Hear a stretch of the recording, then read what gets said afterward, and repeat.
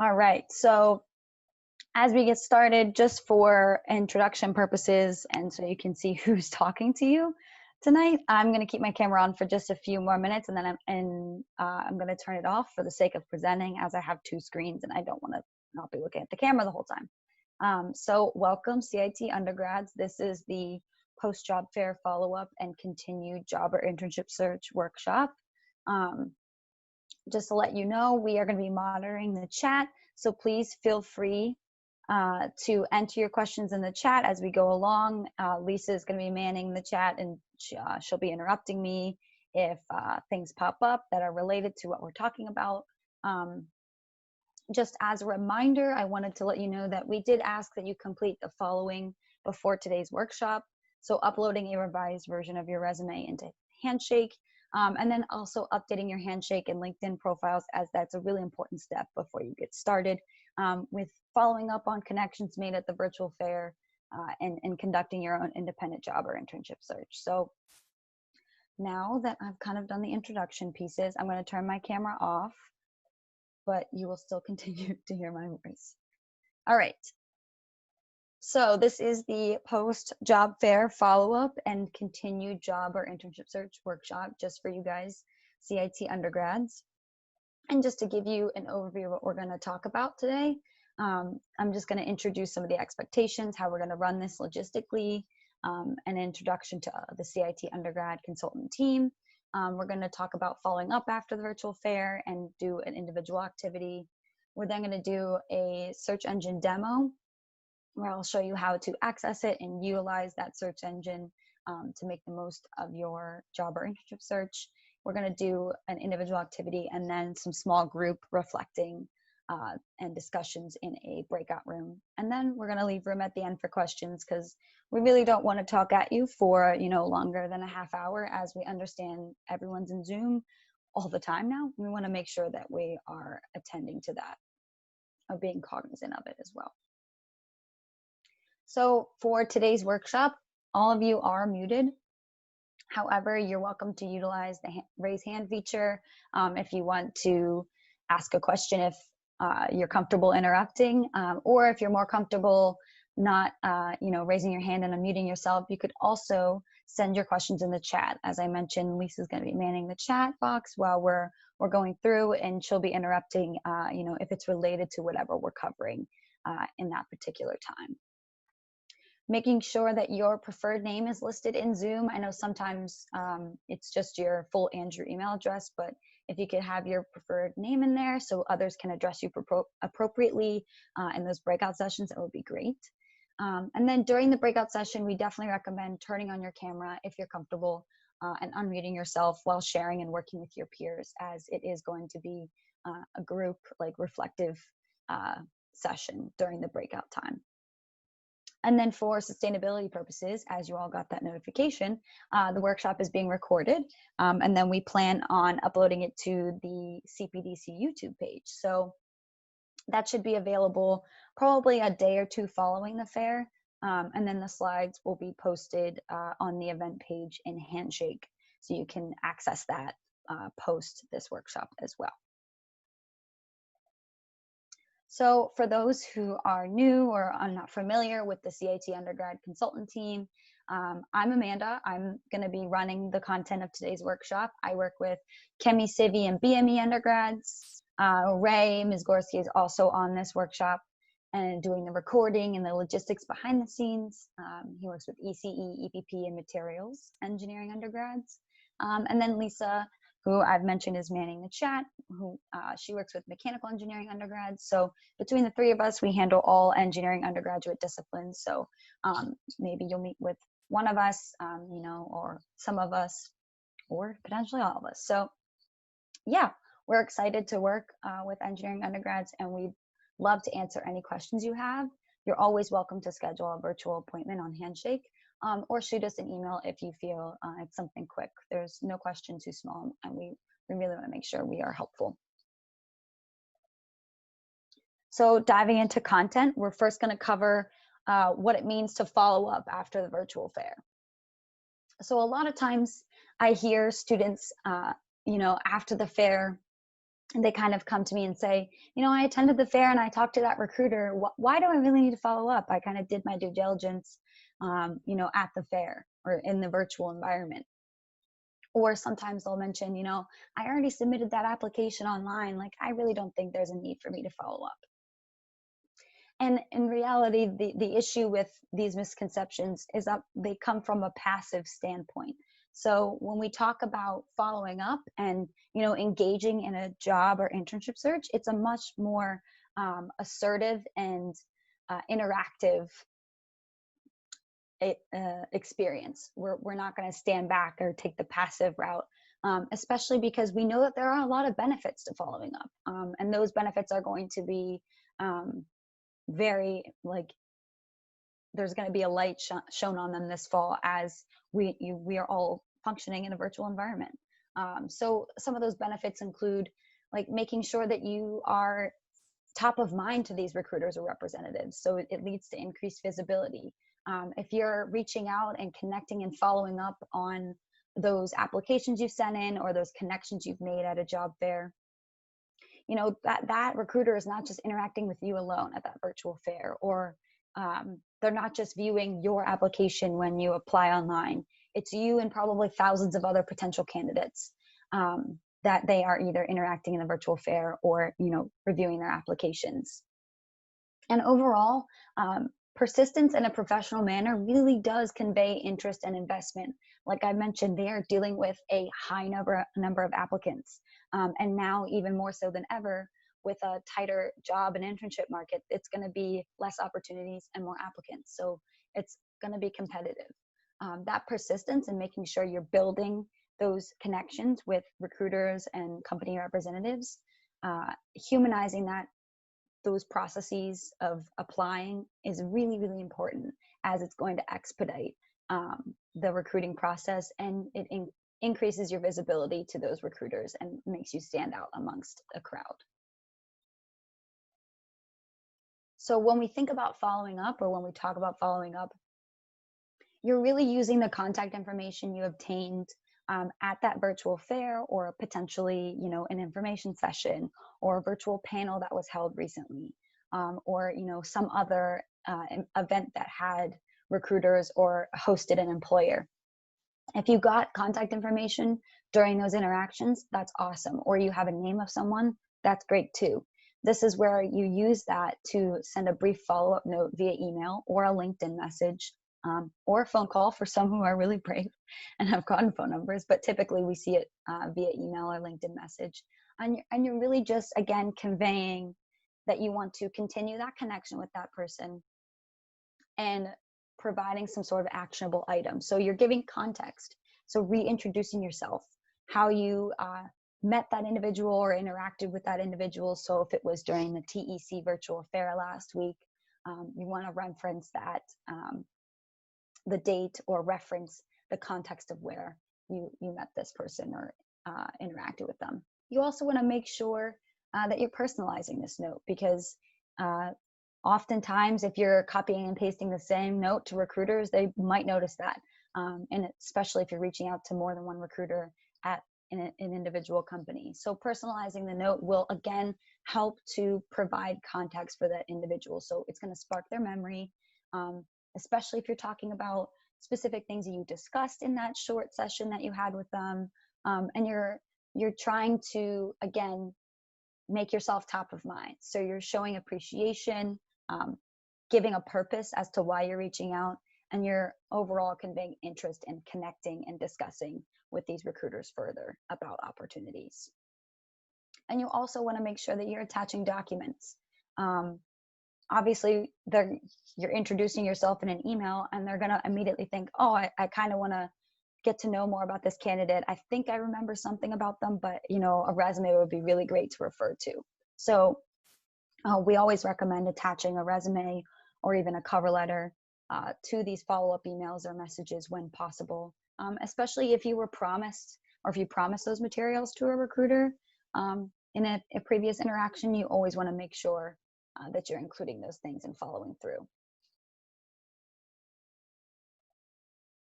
So to give you a sample, again, this is just a sample. we really don't want you copying and pasting or just kind of taking this language, tweaking some things and sending it off.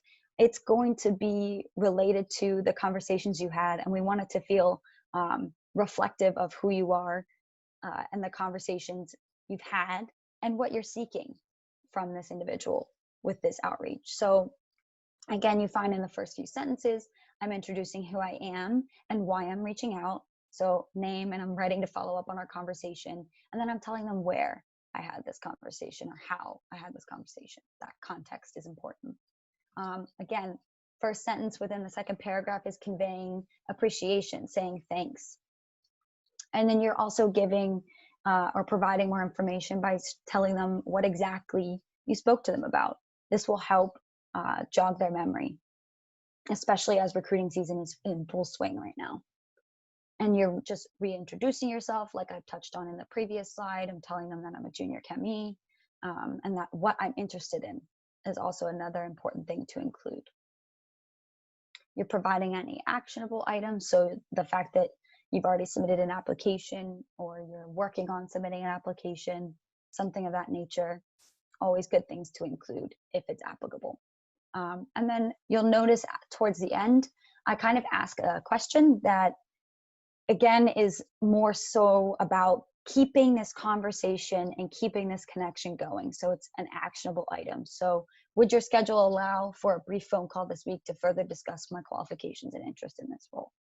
You know, that's just one example of how you can be a little bit more direct and provide actionable items or asking a question that can garner more conversation from this individual or garner a response. You're saying thanks again and then signing off. So since we've kind of touched on, you know, what to put in a follow-up or who to follow up with, I think it's important that you put this stuff into practice.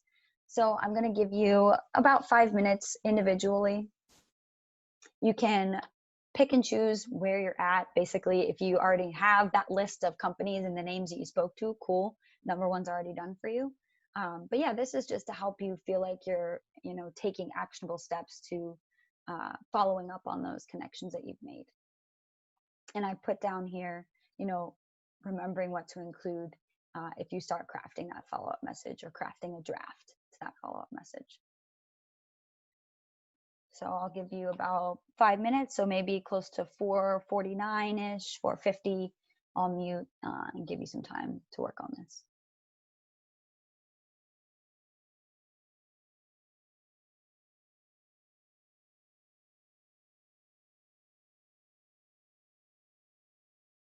Good question, Nico. About how long should we wait between first speaking with the representative and following up? So in general, you don't want to be following up a month and a half or 2 months later on an event.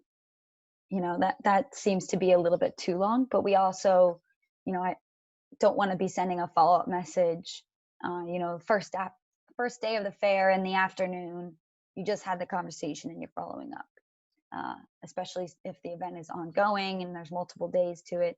So finding a happy medium.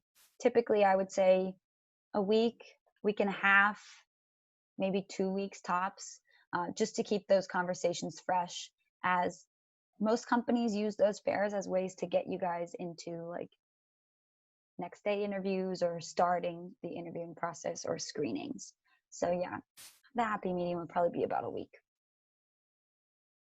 Yep, you're welcome.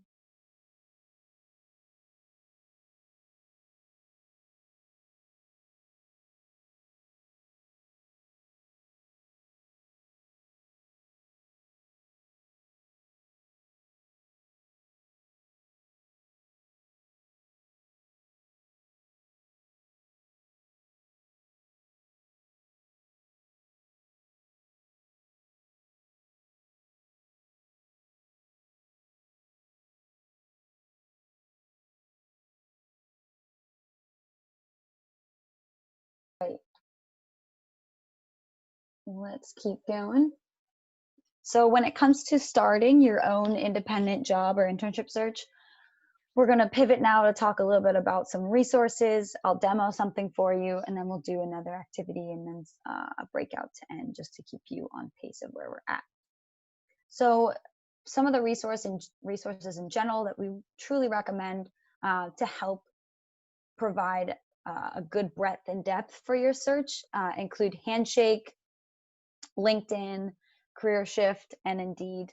I typically like the top three. Not that Indeed isn't that great. I just think sometimes their postings are a little bit older. They're just the structure of their platform doesn't allow for strong keyword searches, versus Handshake, LinkedIn, and CareerShift really do provide ample breadth for searching when it comes to entering keywords, using filters, all of the above, which I'll showcase in a little bit. So Handshake, obviously, the more you use it, so the more you fill out in your profile, the more you conduct searches within, and the more you apply for certain roles, the more you follow certain companies, the more it learns about you. And it's going to spit out responses or spit out search results that are tailored to your interests and what you're looking for. So absolutely recommend starting with Handshake. And it's also a great place because we know that they are seeking CMU students. They've connected with CMU on Handshake, and they're posting opportunities on there because they would like to see Carnegie Mellon applicants. So always a good place to start. But we also know that, one search engine sometimes isn't enough, especially in a little bit of a tighter market. We want to make sure that you're varying your search efforts. So that's why I've posted, links to LinkedIn, as they have a great job search engine. It has the ability for you to strategically network because it prompts you with, this many alumni, like Carnegie Mellon alumni that work at this company, or you're connected to these people that are Carnegie Mellon alumni that work at this company. In another great search engine, another great way for you to apply and just vary your search. But the third that I'm going to, the one that I'm going to demo is the third one down, CareerShift. And this is a platform that we purchased for you guys to have access to. And so I'm going to pause this share and then open up another screen so we can get to how to get to CareerShift. So we keep this and access to CareerShift within Handshake. So when you are logged into the Handshake homepage here, you're going to go up to the upper right-hand corner and click on Career Center. From here, it's going to take you to Carnegie Mellon School page on Handshake, and you're going to want to click the resources button listed here. Here you'll find not just CareerShift, but other platforms that we purchased for you guys to have access to. Amanda, we can't see your screen share. You might need to do a new. Okay, I did it, but it apparently. There we go. So Career Center in the Handshake homepage, resources, big, easy, wide button in the center. And here you have big interview, going global, as well as CareerShift. So the other resources that we also purchased for you guys to have access to. So because we purchase access to this, you only need to use your email and you'll make your own password. And the group code to access it is listed here on this page. You'll follow the link, and then once you have created an account, you will log in. Within the home dashboard, the 3 tabs you're going to use the most are jobs, contacts, and companies. And for the search engine purpose, we're going to go under jobs and click search. One of the great things about this platform is it has a varying capability for how you want to conduct your search. So you can use keywords, you can toggle on advanced search, making sure that you're finding within a particular region, or you're finding only entry level if you're looking for a full-time job. You can also make sure that you're finding the freshest postings. So, if you want to limit your search to within 15 days, and let's try chemical engineer and see what that keyword brings us. So because I applied some filters, only entry level and only published within 15 days, it's really giving me a more manageable result list to work through. And one of the great pieces about Career Shift is it lists all of the postings that match that search in an easy to read list like so. It also hyperlinks you directly to the posting. So you can then go right in and apply. Instead of having 10 different tabs open with 10 different companies' career pages, if not more, you can have this list and work from that. You can also save any of your searches if you want to come back to them. It also has a way for you to find contact information if you want to send follow-up messages or emails on a specific application that you're submitting. So clicking this find contacts button, maybe Nuclear Lab has some. Not every employer is going to have a page on Career Shift, but typically we find like larger companies. So Tate & Lyle here has 938 contacts found. You can toggle on advanced search, maybe search for a recruiter and see what that gets you. Good. This might be someone you want to follow up with and send an email to. And notice how it's giving you an email address, a phone number. It also now hyperlinks you out of the platform and allows you to search LinkedIn for their LinkedIn page. So again, search engine lives underneath jobs here.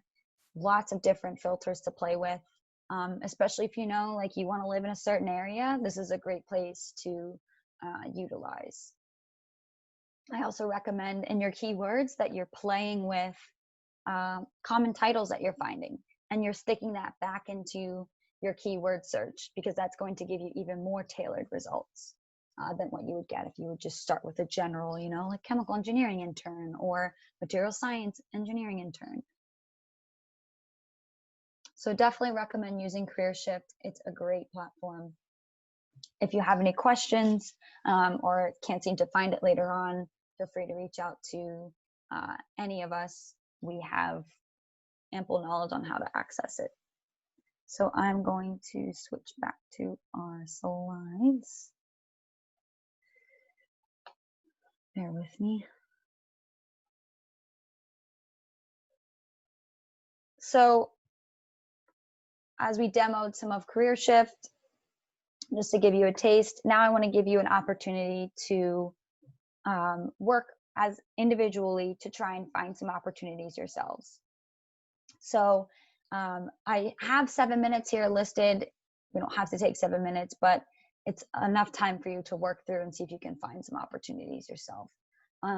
Using Career Shift, see if you can utilize keyword searches, you know, enabling any filters, especially if you're looking for companies that sponsor international students, or if you know you want to find a job in a specific area, feel free to use the filters, making sure that you're reading through the entire position description, you're understanding, you know, what are the roles, major responsibilities, what are the skills that they are asking for, and what's my proficiency look like, and do I meet, you know, 70 to 75% of the qualifications listed in this job, and then taking that position description that you're interested in and pulling out 3 major skills or tasks associated with the role. So I'll give you some time to work on this, and then we'll reconvene in a few minutes. Finish up with whatever you're searching. Hopefully that was productive and helpful, gets you familiar with how to use Career Shift so that you're comfortable with it and can utilize it as you go forth into the upcoming recruiting seasons. So just to finish off, we are going to do a small group discussion so that you feel, you know, that something came out of this aside from, you know, making you do individual work. I want you guys to be able to learn from your peers, share suggestions or thoughts. So for the next 4 minutes, we're going to send you into a breakout room where I will copy and paste, obviously, the questions in the chat room so you have them as well once you're in the breakout room. But we really just want to see, you know, how you picked up the knowledge from this and anything that your peers can offer.